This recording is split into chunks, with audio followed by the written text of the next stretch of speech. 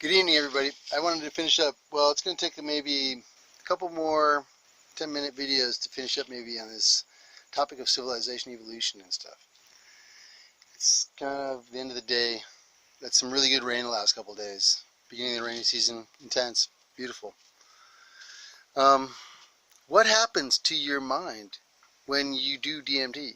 This is something that some other people have touched upon in some other videos, probably somewhere, and over the years I've developed my thoughts about it, and here's what they are. So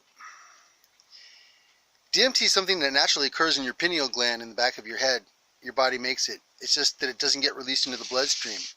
And so there's some who believe that a small portion gets released when you sleep, and that's what causes dreams. And they have this thought about that.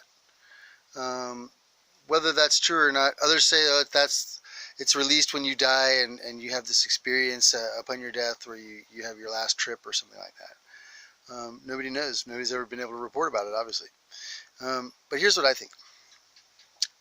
Okay, to get a little bit of background information, just consider for a second, the information I'm going to give you is all information you can find for yourself. If you Google it, whatever. There were scientists who found out that there are at least 27 different dimensions. Okay, how we get there or how they're available or accessible to us, they can't explain. There's certain thoughts and theories and hypotheses about those things too. Maybe when this notion of good or this notion of heaven and hell came about, maybe it was a simplistic version of something more complicated. Maybe your vibration, your spiritual vibration, whatever you want to call this thing, your energy, your energetic vibration, your soul, all these words are so imbued with so much emotion, I hate to use any of them. Well, maybe just call it your vibration. Because of the things that you do in your life, your vibration is calibrated to a certain height or low, or a certain frequency or wavelength, you could say. So maybe when you do DMT, what happens? See, your vibration is when you pass away, your vibration, what that vibration is, will indicate which dimension you're going to go to. And maybe this is what Jesus was trying to talk about, but he was dealing with a very simplistic population, and so he just tried to explain it in dualistic terms of heaven and hell, instead of trying to get complicated about, there's these 27 different possibilities depending on what you did in your life and such and such. So consider that for a second, put it aside. What happens to you physically when you do DMT? So your brain and your body is full of all of these nerves. These optic nerve, your optic nerve is the biggest one of all by weight and mass. And it's connected right to the base of your brain, each eye.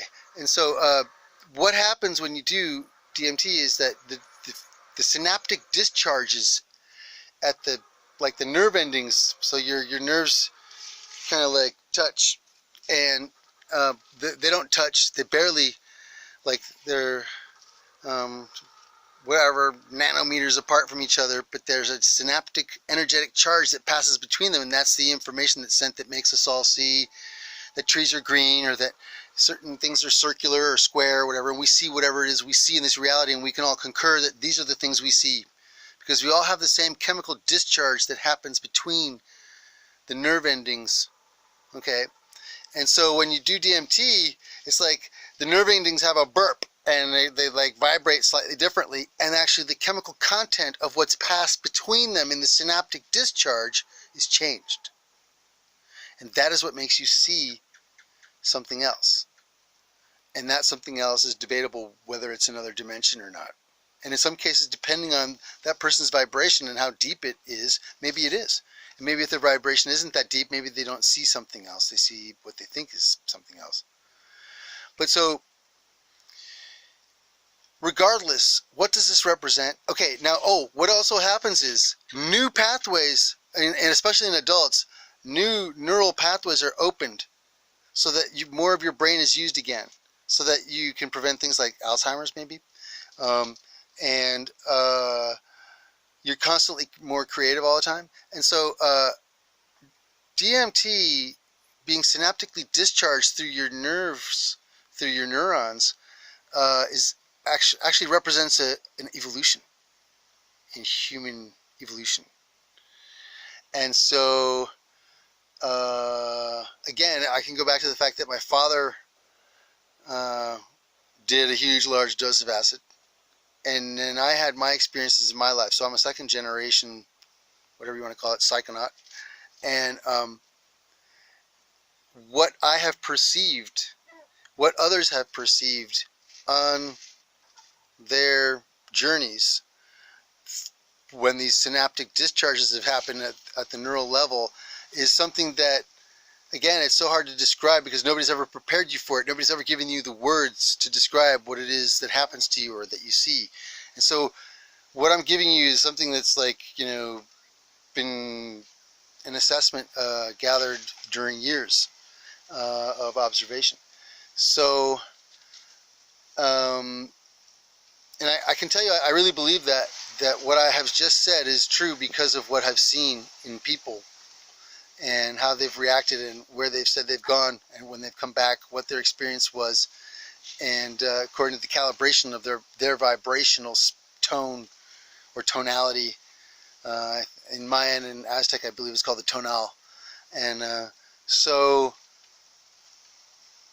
when you consider all of that, it represents an evolution towards a more benign and evolved and enlightened civilization, for sure. And if we could just get the rest of the population to either agree to sit down and listen for a minute so we can all move together. I think in one of my other videos I said, how can we stop global warming in 3 days?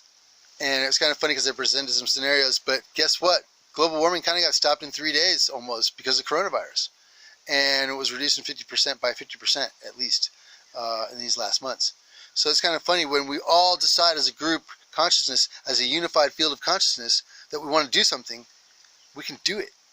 And so we just need to decide what it is we want to do and move towards that thought and do it. Thanks.